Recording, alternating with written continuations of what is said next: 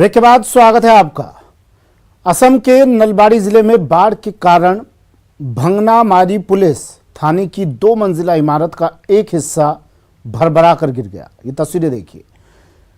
तस्वीरों में आप देख सकते हैं कि कैसे बाढ़ के पानी में देखते ही देखते थाने की 2 मंजिला इमारत चंद सेकंडों में धराशायी होकर बह गई। ये देखिए तस्वीरें, रोंगटे खड़े कर देने वाली तस्वीरें असम से हैं। बाढ़ का कहर असम में लगातार जारी, कई मौतें हो चुकी हैं और ये बाढ़ के तांडव की एक और तस्वीरें। 2 मंजिला इमारत किस तरह भर भरा कर इस पानी के बहाव के साथ बह गई। थाने की इमारत 2 मंजिला इमारत चंद सेकंड में जमींदोज।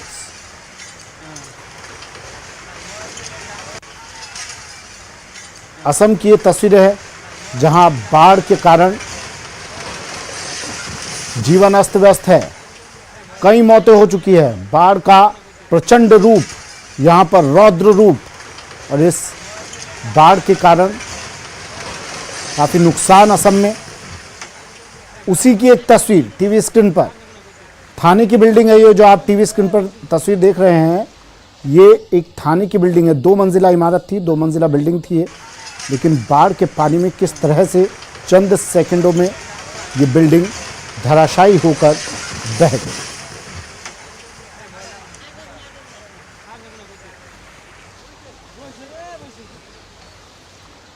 असम से लगातार इस तरह की तस्वीरें सामने आ रही हैं।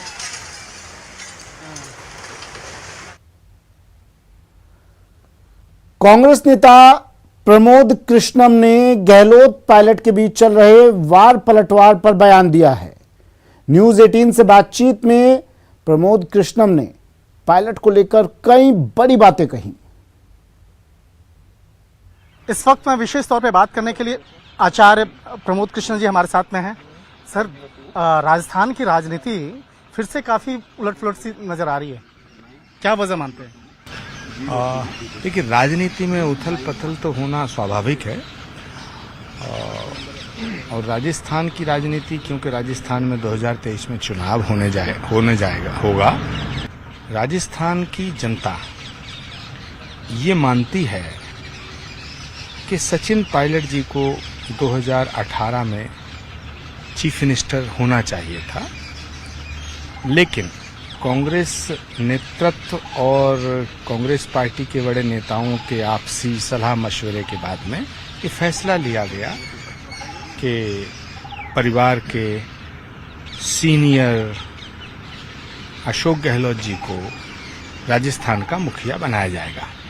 मगर अब वक्त आ गया है जब बुजुर्गों को, नौजवानों को सत्ता देनी चाहिए, और ये सृष्टि का नियम है जिसको हम कहते हैं कि परिवर्तन संसार का नियम है।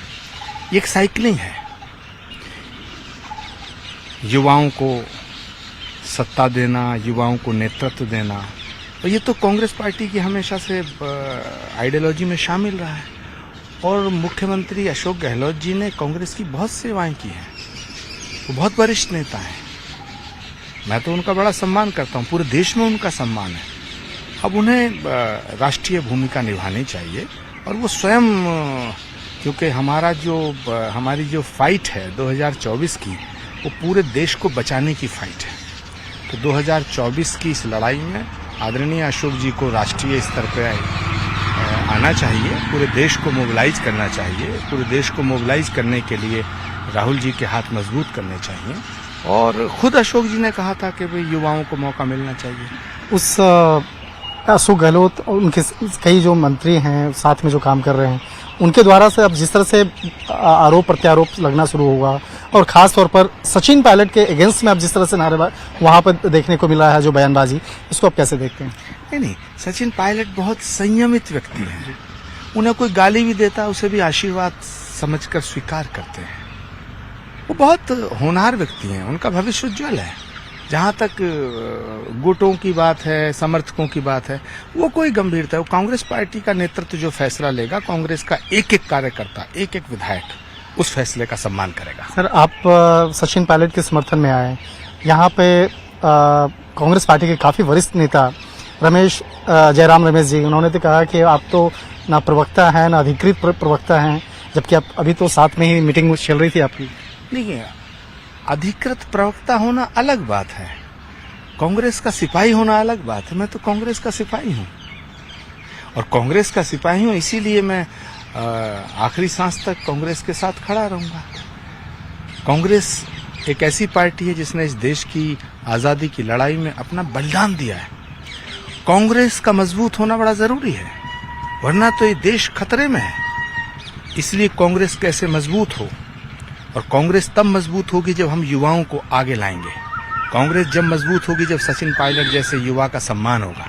लेकिन किस तरह से कांग्रेस के अंदर ये तमाम गतिरोध चल रहा है, इस मसले पर निश्चित तौर पे आगे देखना लाजमी होगा कि ये कांग्रेस की राजनीति किस कदर आगे बढ़ती है। वीडियो जर्नलिस्ट चंदन पटवाल के साथ शंकर आनंद, न्यूज 18 दिल्ली। कांग्रेस नेता आचार्य प्रमोद कृष्णम के युवाओं को सत्ता सौंपने वाले बयान को लेकर बीजेपी ने चुटकी ली है। बीजेपी ने कहा है कि हालांकि ये कांग्रेस का अंदरूनी मामला है, लेकिन ये तय है कि कांग्रेस की सरकार का 3.5 साल वर्चस्व की लड़ाई में बीत गया। इससे प्रदेश का विकास प्रभावित हुआ है। नेता प्रमोद आचार्य का बयान और इस बात का बयान कि राजस्थान के मुख्यमंत्री जी को अब केंद्र की राजनीति करनी चाहिए और राजस्थान के अंदर सत्ता सचिन पायलट को सौंप देनी चाहिए। मुझे लगता है कि कांग्रेस का ये अंदरूनी मामला है, लेकिन 3.5 साल के अंदर इसी तरीके के वर्चस्व की लड़ाई के अंदर आपने समय व्यतीत कर दिया। राजस्थान की जनता के हितों को देखते हुए या जनता की समस्याओं के समाधान के लिए आपने ऐसा कोई काम नहीं किया और अब भी मुख्य मुद्दों से ध्यान भटकाने के लिए कांग्रेस के नेता इसी तरीके से वर्चस्व की लड़ाई लड़ने का काम कर रहे हैं और जनता को भ्रमित करने का काम कर रहे हैं। वर्ल्ड रैंकिंग में number 1 para Olympian Avani Lekhara ने पहला स्थान हासिल किया। अवनी लेखरा ने वर्ल्ड रैंकिंग में पहला स्थान हासिल किया है। बड़ी खबर इस वक्त की, अवनी लेखरा ने वर्ल्ड रैंकिंग में पहला स्थान हासिल कर लिया है। पैरा ओलंपियन अवनी लेखरा ने पहला स्थान हासिल किया है। इस वक्त की बड़ी खबर है, वर्ल्ड रैंकिंग में पहला स्थान number 1 Avani Lekhara. Para Olympian Avani Lekhara लगातार अब तो गोल्डन गर्ल के नाम से इन्हें जाना जाने लगा है। गोल्ड मेडल पर लगातार कब्जा जमाती हुई अवनी लेखरा अब वर्ल्ड रैंकिंग में भी नंबर 1 पर काबिज। बड़ी खबर इस वक्त।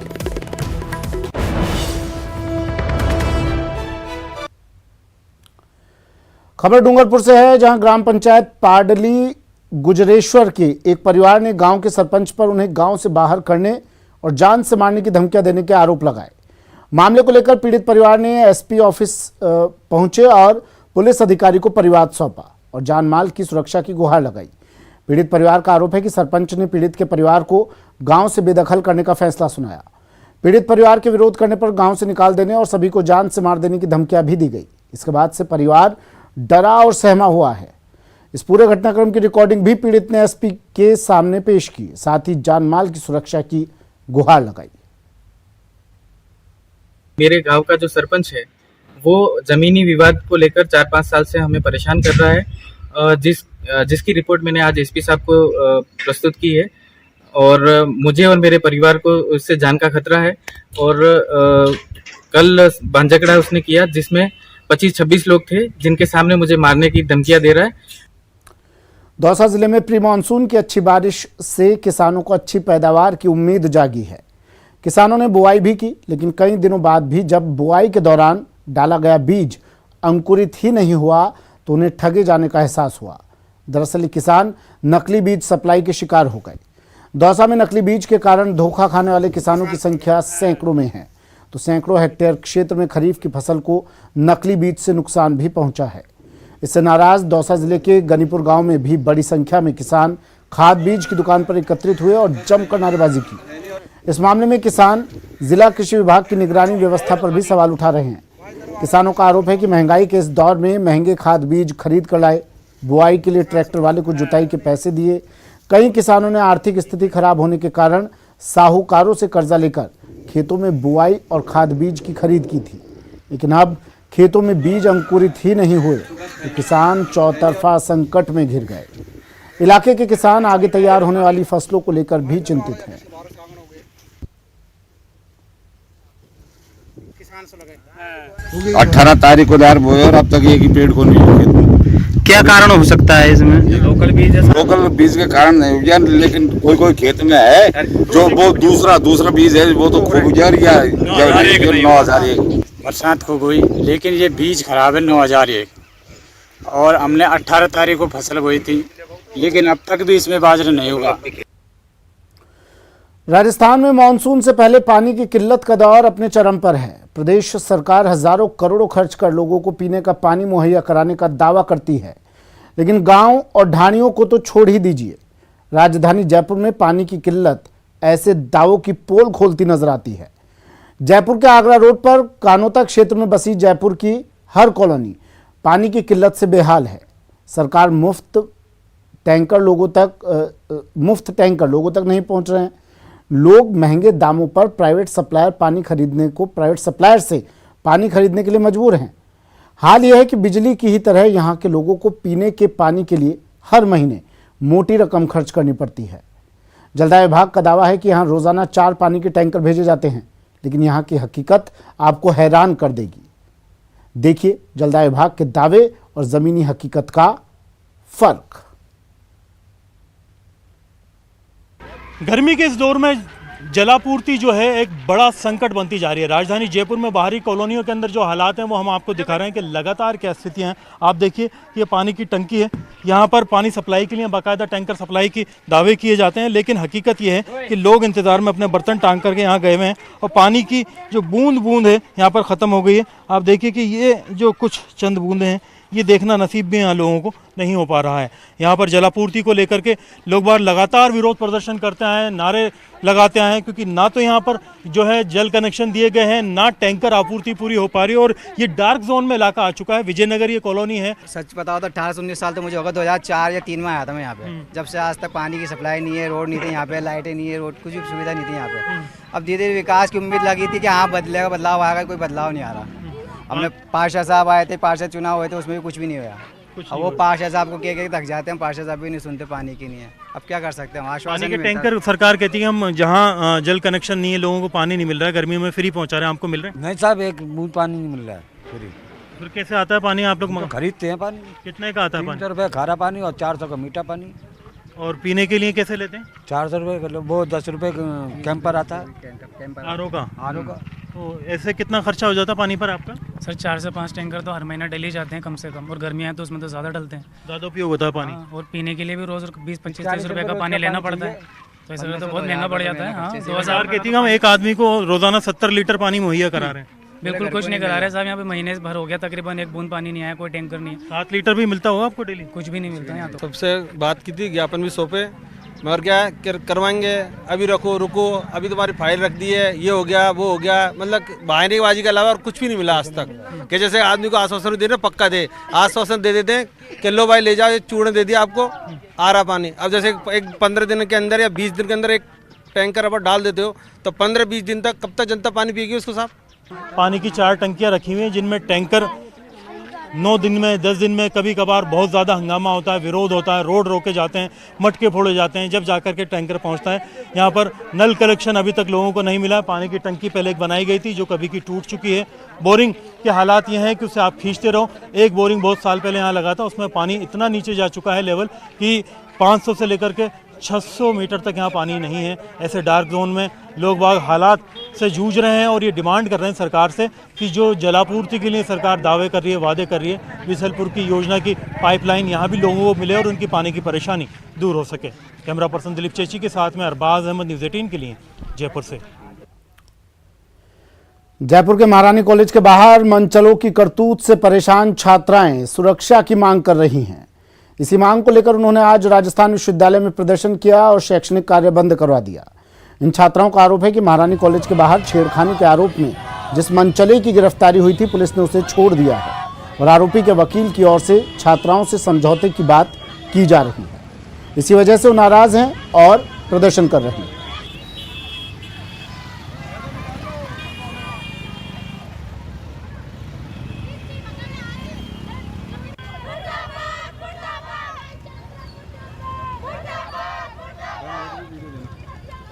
हमारी 6 तारीख को जो हमने महारानी महाविद्यालय में जो प्रोटेस्ट किया था उसमें कुछ मांगे ही पूरी हुई हैं, कुछ यानी 2 ही मांगे सिर्फ, और बाकी की मांगे बची हुई हैं। तो मेन मांग तो हमारी ये है कि जिन लड़कियों ने उस मुजरिम के खिलाफ जो बयान दिया था उनको कोई सुरक्षा नहीं दी गई है। जो कॉलेज प्रशासन में जो महारानी महाविद्यालय के पास में जो चौकी बनाने की मांग की गई थी वो भी अभी पूरी नहीं हुई है। स्टूडेंट काउंसलिंग की बात रखी गई थी कि स्टूडेंट काउंसलिंग होनी चाहिए।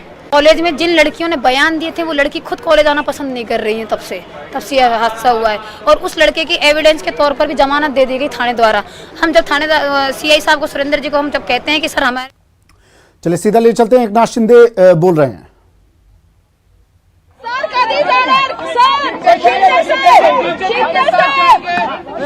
बीजेपी के साथ जाएंगे। How will the government be formed? Sir इधर आ जाइए सर। जाएंगे। When will you?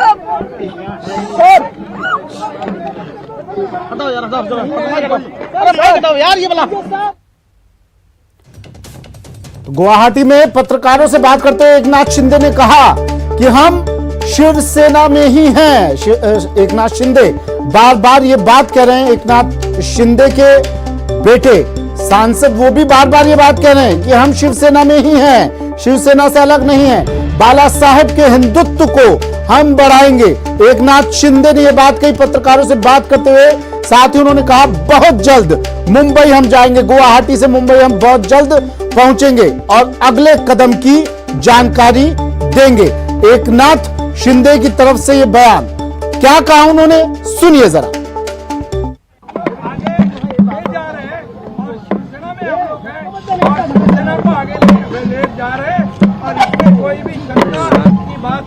सर आप राज्यपाल जैसे ही हमारा अगला जो कदम है उसके बारे में हम लोग आपको जानकारी देंगे। बिल्कुल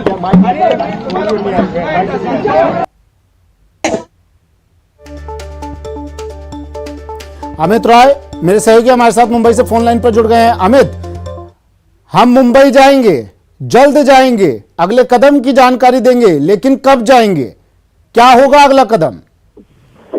देखिए, जो कई सारे प्रयास लगाए जा रहे थे कि शिंदे होटल से निकल चुके हैं, दिल्ली जा रहे देवेंद्र फडणवीस से मिलने या मुंबई आ रहे हैं राज्यपाल से मिलने, शिंदे यहाँ है वहाँ है, ये जो खबरें लगातार जो है चल रही थी यहाँ पर, उसको जो पूरी तरीके से खारिज किया और जानबूझ के जो है मीडिया के सामने आए और बताने की कोशिश की कि हम लोग यहीं पे बैठे हुए हैं। उन्होंने साफ तौर पे कहा कि बाला साहब के हिंदुत्व को लेकर हम आगे जा रहे हैं, हम लोग अभी भी जो है शिवसेना में है, हिंदुत्व की बात है तो हम उसको आगे लेके जा रहे हैं यहाँ पर। और जो ये कहा जा रहा है यहाँ पर कि हम कुछ यहाँ के विधायक जो है वहाँ शिवसेना के संपर्क में है, तो मैं ये कहना चाहूंगा कि आप नाम बताइए कौन है। हमारे साथ जितने लोग हैं वो अपने खुशी से यहाँ आए हैं और हमारे साथ जो है, और हम शिवसेना को और हमारे हिंदुत्व को आगे ले जाना चाहते हैं। अगला कदम क्या होगा और जल्द बताएंगे हम लोग। बाला साहब की विरासत को आगे बढ़ा रहा हूँ, ये कहा इन्होंने। और मैं आपको बताऊं कि जो निर्दलीय जो प्रहार पार्टी के 2 एमएलए हैं इस समय एकनाथ शिंदे के साथ, वो पार्टी जो है जल्द ही जो है अविश्वास प्रस्ताव को लेकर राज्यपाल के पास जा सकती है। ये हमारे पास सूत्रों के हवाले से खबर है। तो शिंदे ने साफ तौर पर कहा कि जो कहा जा रहा है कि हम शिवसेना में नहीं है या यहाँ के जो हमारे साथ एमएलए के संपर्क में, सारी बातें निराधार है। सारे लोग यहाँ पर है। अगला कदम जो है हमारे जो प्रवक्ता है दीपक केसरकर, उनके माध्यम से आप तक पहुंचेगा। लेकिन संजय राउत कह रहे हैं कि एकनाथ शिंदे को डर है, घबराहट है, क्योंकि उनके साथ के विधायक शिवसेना में आना चाहते हैं वापस, और इसलिए एकनाथ शिंदे मुंबई नहीं आ रहे। अगर डर नहीं है तो मुंबई आए, मुंबई की आबो हवा में आकर बात करें। संजय राउत कह रहे हैं ये बात। देखिए, गुवाहाटी के विधायक संपर्क में है, ये बात उद्धव ठाकरे, आदित्य ठाकरे, संजय राउत, शिवसेना के बड़े नेता कह रहे हैं, उद्धव ठाकरे गुट के। लेकिन वहीं जो है इस खबरों को निराधार बताया जा रहा है यहाँ पे एकनाथ शिंदे गुट की तरफ से। इनका साफ तौर पे कहना है कि जो वीडियो फोटो प्रसारित किया था, आप देख ही सकते हैं कितने खुश है विधायक और अपनी मर्जी से आया, और ये लोग शिवसेना को बचाना चाहते हैं, हिंदुत्व को बचाना चाहते हैं। नहीं तो एनसीपी कांग्रेस पूरी तरीके से शिवसेना को खत्म करना चाहती है। और अभी भी हम लोग जो है बाला साहब ठाकरे की शिवसेना में खबर ये भी आई थी अमित की एकनाथ शिंदे ने अमित शाह से मुलाकात की कल 1-2 दिन पहले। इस खबर में कितनी सच्चाई, और क्या आगे कोई संभावना मुलाकात की? कितने दिनों में गुवाहाटी से मुंबई के लिए गाड़ी निकलेगी?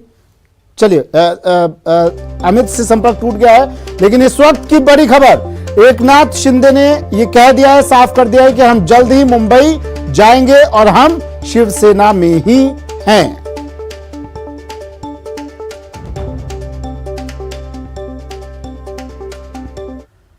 चलिए बढ़ते हैं अगली खबर की ओर। सहायक नगर नियोजक को ट्रैप किया गया है। चौमू नगर पालिका में एसीबी की बड़ी कार्रवाई। चौमू नगर पालिका में एसीबी ने कार्रवाई की। सहायक नगर नियोजक दिवाकर शर्मा को ट्रैप किया है। 15,000 रुपए की घूस लेते इसे ट्रैप किया है। प्रशासन शहरों के संघ शिविर में पट्टा देने के बदले इसने ये घूस की डिमांड की थी। देखिए खबर हमने आपको पहले भी बताई थी, लेकिन अब तस्वीरें आ गई है जब कार्रवाई की गई है।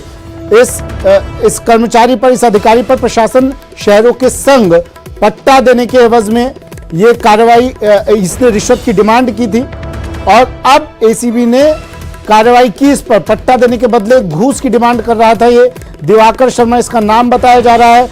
सहायक नगर नियोजक है ये दिवाकर शर्मा, जिसे 15,000 रुपए की घूस लेते ट्रैप किया है। प्रशासन शहरों के संग नहीं, प्रशासन इस अधिकारी के संग, और ये प्रशासन शहरों के संग अभियान के आड़ में अपनी जेबें भर रहा था। चौमू नगर पालिका में एसीबी ने यह कार्रवाई कर इसको रंगे हाथों गिरफ्तार कर लिया। बीकानेर के सेंट्रल जेल में बंदियों को आपराधिक गतिविधियों से दूर करने और जीवन को नए दृष्टिकोण से देखने के लिए शतरंज प्रशिक्षण कार्यशाला का आयोजन किया जा रहा है, ताकि बंदी अपना बौद्धिक विकास कर समाज की मुख्यधारा में वापस जुड़ सके। इस प्रशिक्षण शिविर में 82 बंदी शतरंज की बारीकियों को सीखने में जुटे हैं, तो प्रशिक्षक भी उन्हें अंतर्राष्ट्रीय स्तर का खेल खेलना सिखा रहे हैं। जिला शतरंज संघ, जिला प्रशासन और जेल प्रशासन अब बंदियों के उत्साह को देखते हुए अंतर जेल शतरंज प्रतियोगिता करवाने का प्रयास करवाने की तैयारी कर रहे हैं, ताकि बीकानेर के बाद ये खेल अन्य जेलों तक पहुंचकर बंदियों के जीवन में बदलाव लाने का काम कर सके।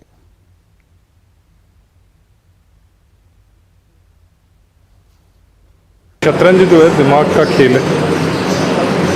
आइडिया ये है कि जो बंदी जो यहाँ पर खाली रहता है उसके दिमाग में पॉजिटिव चीज़ें हैं, वो जीवन को केवल हार नहीं माने। जीवन एक कॉन्ट्रास्ट का खेल है। कभी जैसे हमारे कलेक्टर साहब ने भी कहा कि कभी आगे भी चलना पड़ता है, कभी पीछे भी चलना पड़ता है, लेकिन हार नहीं माने। ज़्यादातर बंदी नेशनल स्टाइल से खेलते थे, अपने देसी स्टाइल जिसको कहते हैं। तो सबसे पहले इनको इंटरनेशनल नियम क्या चेंज है उसमें वो खेलना सिखाया, वो सिखाया। उसके हिसाब से फिर इनको थोड़ी बहुत चालें बताई ओपनिंग की, और फिर इनका आपस में मैच करवाए। चलिए बुलेटिन में फिलहाल इतना ही। एक ब्रेक लेंगे, ब्रेक के बाद आपको दिखाएंगे दो टूक सहयोगी स्वप्निल के साथ।